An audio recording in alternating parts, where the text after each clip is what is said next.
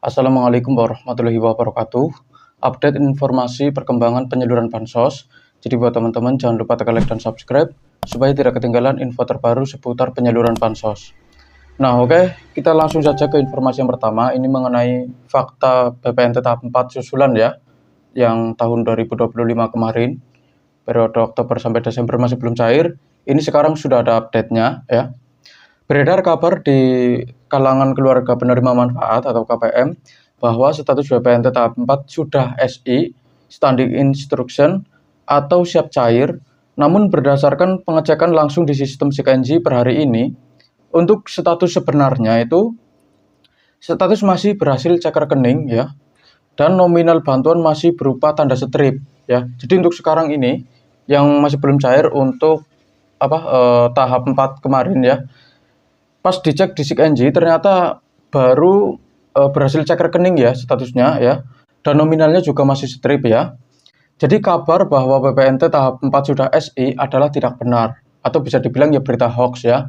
Jadi harap berhati-hati kalau di luar sana itu ada kabar yang memberitakan terkait penyaluran baik PKH maupun BPNT, karena tidak semua berita yang beredar itu pasti benar ya. Kita juga harus ngecek apakah di SIKNJ itu sudah SI atau belum. Kalau statusnya masih belum SI, ada kemungkinan ya masih menunggu ya, dan waktunya juga berbeda-beda. Ada yang mungkin sedikit lebih cepat, ada juga yang sedikit lebih lambat, tergantung status awalnya. Mungkin ada yang baru SPM, ada yang baru berhasil cek rekening, itu juga berbeda-beda. Status berhasil cek rekening berarti data KPM dan bank sudah sinkron, tetapi belum ada data bayar atau SP2D. Kecil kemungkinan bantuan ini cair dalam waktu dekat, sebelum lebaran maksudnya ya, karena pemerintah sedang fokus pada penyaluran tahap 1 tahun 2026. Jadi ini jelas, ada kemungkinan untuk tahap 4 tahun 2025 kemarin yang masih belum cair, untuk sekarang mungkin belum ada kejelasan mengenai susulannya ya. Dalam arti dalam waktu dekat, menjelang lebaran itu ada kemungkinan masih belum cair, karena statusnya itu baru berhasil cek rekening ya. Dan fokus pemerintah sekarang untuk saat ini itu berfokus pada penyaluran tahap pertama ini ya. Terus yang kedua ini juga penting. Ini ada kabar baik untuk KPM baru tahun 2026 ya. Ada informasi penting bagi warga yang sebelumnya menerima BLT Kesra pada tahun 2025, namun belum pernah mendapat bantuan reguler seperti PKH maupun BPNT. Banyak nama KPM baru yang kini terjaring masuk ke dalam sistem SIKNJ untuk menerima bantuan BPNT atau sembako senilai Rp600.000. Jadi untuk sekarang itu banyak banget yang baru terdaftar ya di tahun 2026 ini ya.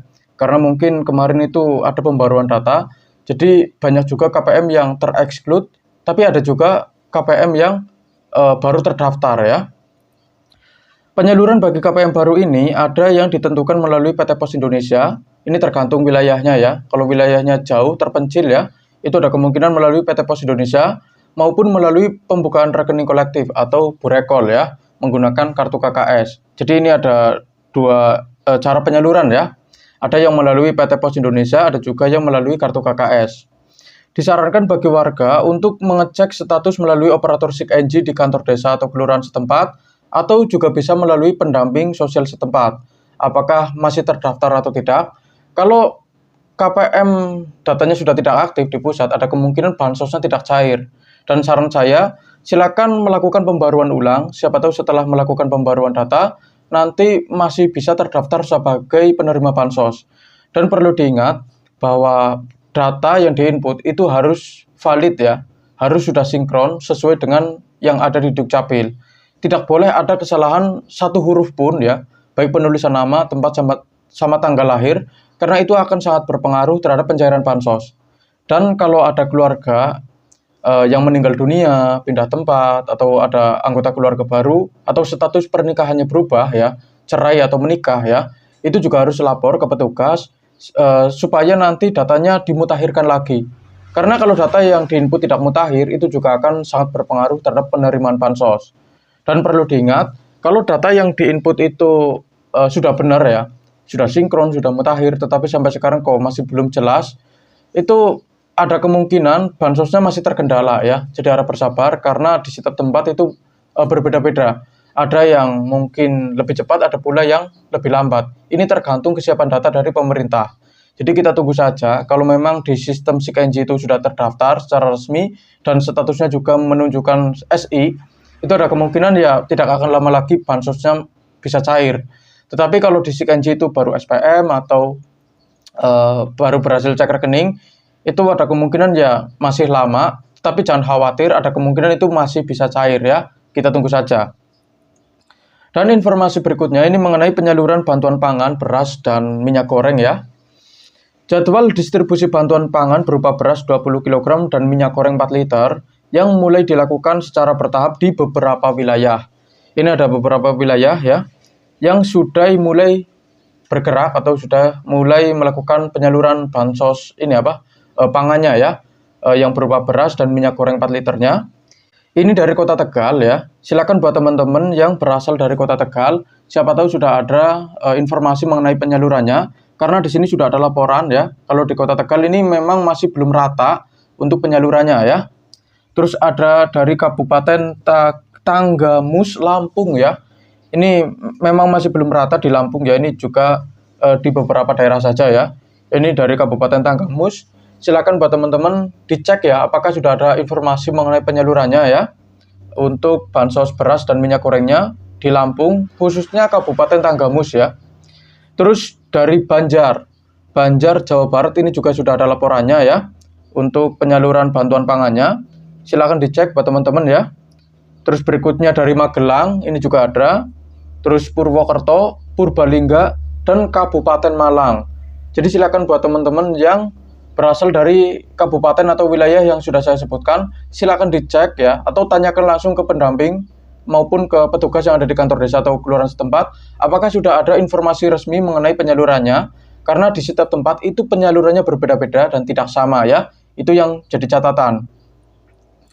Terus penyaluran dilakukan berdasarkan data desil 1 sampai desil 4 ya. Ini target memang spesifik ya. KPM diminta menunggu surat undangan resmi dari pihak desa atau kelurahan setempat. Jadi tidak boleh langsung ujuk-ujuk datang ya, karena ini memang harus ada undangannya resmi ya. Kalau diwakilkan itu sebenarnya ini tidak boleh diwakilkan ya, tapi kalau memang mendesak banget itu boleh, asalkan membawa kakak dari ini maksudnya itu kakak, KTP, sama KTP yang mewakilkan ya. Fotokopiannya itu juga boleh ya. Yang penting itu jelas lah, masih dalam satu kakak itu boleh mewakilkan ya. Nah, jadi informasi yang perlu saya sampaikan sudah saya sampaikan semua ya. Jadi saya juga punya saran buat teman-teman, kalau ada informasi mengenai penyaluran bansos, itu harus berhati-hati, karena tidak semua informasi yang beredar itu semuanya benar ya.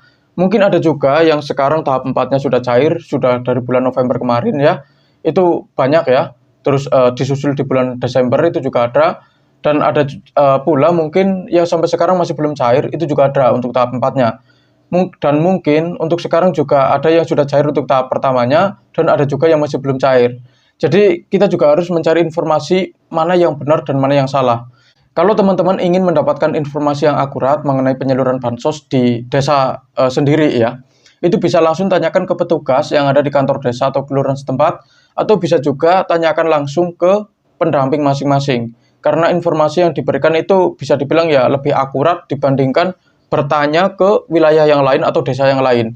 Jadi teman-teman juga jangan bertanya ke pendamping atau ke petugas perangkat desa di desa sebelah ya. Karena itu sudah beda pengurusan, kesiapan datanya beda, penyalurannya juga beda ya. Jadi mungkin ada yang sudah cair dan ada juga yang belum ya. Jadi jangan disamakan di desa satu dengan di desa yang lain. Apalagi sudah beda provinsi atau beda daerah ya, itu beda lah ya. Jadi seperti itu. Sekian dari saya, terima kasih sudah menonton video ini sampai habis. Jangan lupa like, comment, dan subscribe. Kita berjumpa lagi di video berikutnya. Wassalamualaikum warahmatullahi wabarakatuh.